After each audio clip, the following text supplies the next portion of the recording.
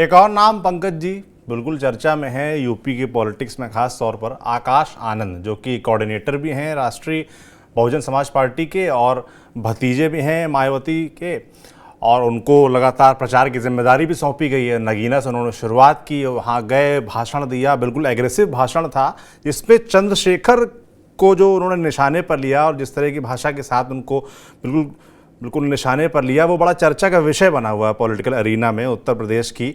उसके बाद उन्होंने जिस तरीके से योगी आदित्यनाथ सरकार हो, पेपर लीक का मसला हो, उसको लेकर जिस तरीके से भाषण दिया, तो तमाम जो पॉलिटिकल एनालिस्ट हैं वो उसकी तारीफ भी कर रहे हैं कि विपक्ष के तौर पर एक अच्छी भूमिका निभाते दिख रहे हैं आकाश आनंद। दो तरह की बातें हो रही हैं। तो लखनऊ में मैं आपसे जानना चाहता हूं क्या कुछ चर्चा चल रही है, राजनीतिक जानकार इसको किस तरीके से देख रहे हैं आकाश आनंद और उनके भाषणों को? एक बात बताऊं, जब ये बात आई कि आकाश आनंद यूपी में बीएसपी की तरफ से चुनाव प्रचार की शुरुआत नगीना से करेंगे, तो ये बात मैंने बीएसपी के एक बड़े नेता जो पूर्व सांसद हुए उनसे मैंने पूछा कि भाई ये जानबूझकर चंद्रशेखर के खिलाफ चुनाव प्रचार करने की बात क्यों सूझी आकाश आनंद? तो उन्होंने कहा कि मुझे लगता है ये फैसला गलत है। मतलब बीएसपी रहते हुए उन्होंने ये बात कही, उन्हें नहीं जाना चाहिए, क्योंकि इससे क्या होगा कि चंद्रशेखर को ही माइलेज मिलेगा। और आप देखिए, अब जब हम आकाश आनंद की जब भी बात करेंगे ना, तो चंद्रशेखर की चर्चा जरूर करेंगे। तो उनका ये कहना था कि हमें इग्नोर करना चाहिए था, शुरुआत हमें वहां से नहीं करनी चाहिए। ये उनकी राय थी जो मैं आपको बता रहा हूं। हो सकता है बीएसपी में और भी लोगों की सोच हो, लेकिन आकाश आनंद वो कर रहे हैं जो लालू यादव आज से सालों पहले करते थे। याद करिए उनका बयान, क्यों कहते थे कि भैंसी पर जब हम चढ़ते हैं ना, तो पीछे से नहीं चढ़ते, पूंछा की तरफ से नहीं, हम जिधर से सिंग होता है उधर से सिंग पकड़ के तब छलांग लगा के तब भैंसिया की पीठ पर चढ़ जाते हैं। हमारा राजनीति का स्टाइल यही है कि सीधे सीधे सिंग लड़ावे क्या। मतलब लालू यादव शुरुआत में जब लालू यादव को लोग जानना शुरू किए थे तब का उनका ये मैं फेमस कोट बता रहा हूं। मुझे लगता है आकाश आनंद ने लालू वाला ये फॉर्मूला इस बार अपना लिया। उन्होंने शुरुआत ही की चंद्रशेखर से, बिना लाग लपेट के, नाम तो नहीं लिया, पूरी कहानी कह दी, पूरी रामायण उन्होंने बता दी, कच्चा चिट्ठा खोल दिया कि भाई अपने को गरीब दलितों का मसीहा बताता है, घूमता फिरता, तमाम तरह की बातें कही। और ये लोगों को बरगलाता है, ये अपने कहता है कि हम जमीन पर संघर्ष करेंगे, खुद इस पर मुकदमा होता है, हमारे दलित साथियों पर मुकदमा दर्ज हो जाता है। ये तो ऐसा आदमी है कि इसको इंडिया गठबंधन में जगह तक नहीं मिली, ना अखिलेश यादव ने इसके लिए सीट छोड़ी, ना कांग्रेस ने इसके लिए सीट छोड़ी।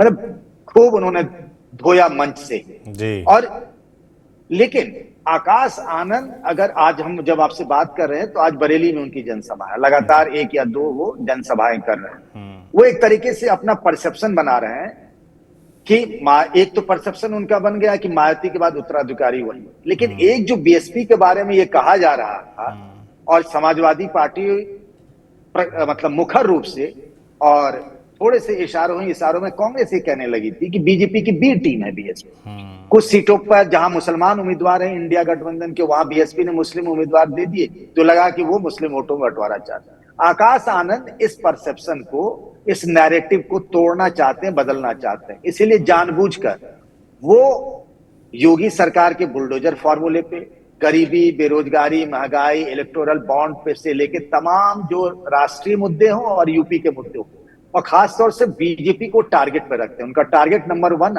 हर चुनावी सभा में बीजेपी रहती है, ताकि कहीं से मैसेज ना जाए कि हमारा बीजेपी से कोई सांठगांठ है, बीजेपी से हमारी कोई अंडरस्टैंडिंग नहीं। बहुत समझबूझ के आकाश आनंद ये खेल रहे, चूंकि दुधारू तलवार पर वो चल रहे हैं। वो जानते हैं थोड़ी सी असावधानी और फिर बंटाधार हो सकता है, इसीलिए वो ये कर रहे हैं। और चंद्रशेखर के लिए जो आप कह रहे हैं ना कि बड़ा ये था, चंद्रशेखर उस आकाश आनंद के बयान के बाद, उनके स्पीच के बाद भी कह रहे हैं कि मायावती जी तो हमारी बड़ी नेता है, हम हाथ जोड़ के उनको प्रणाम करते हैं, आकाश आनंद जी हमारे बड़े भाई हैं।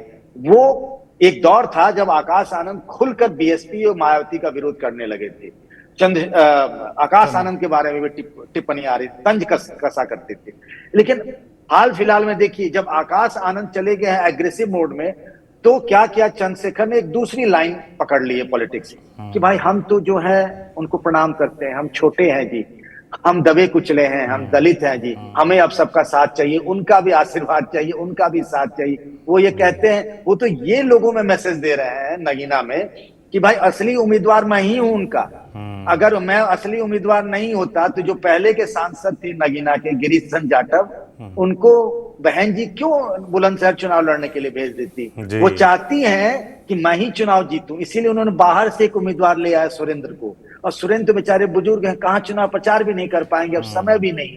तो एक तरीके से नैरेटिव गढ़ रहे हैं, इशारों में नहीं बल्कि खुलेआम, चंद्रशेखर, कि मैं हूं असली। इनडायरेक्टली बहन जी का आशीर्वाद मुझे है, और जानबूझ के आकाश आनंद को उन्होंने यहां भेजा कि वो ऐसा बोले ताकि मेरा माहौल टाइट हो। तो कहानी कुछ इस तरीके की है। आकाश आनंद के इस बयान को चंद्रशेखर अपने लिए फायदे में बता रहे हैं, लेकिन बहरहाल आकाश आनंद रफ्ता रफ्ता कह सकते हैं किस्तों में वो बीजेपी वाली जो साठगांठ वाली इमेज है उसको काटने की कोशिश में जुटे हुए हैं, ताकि बीएसपी गेम में आए।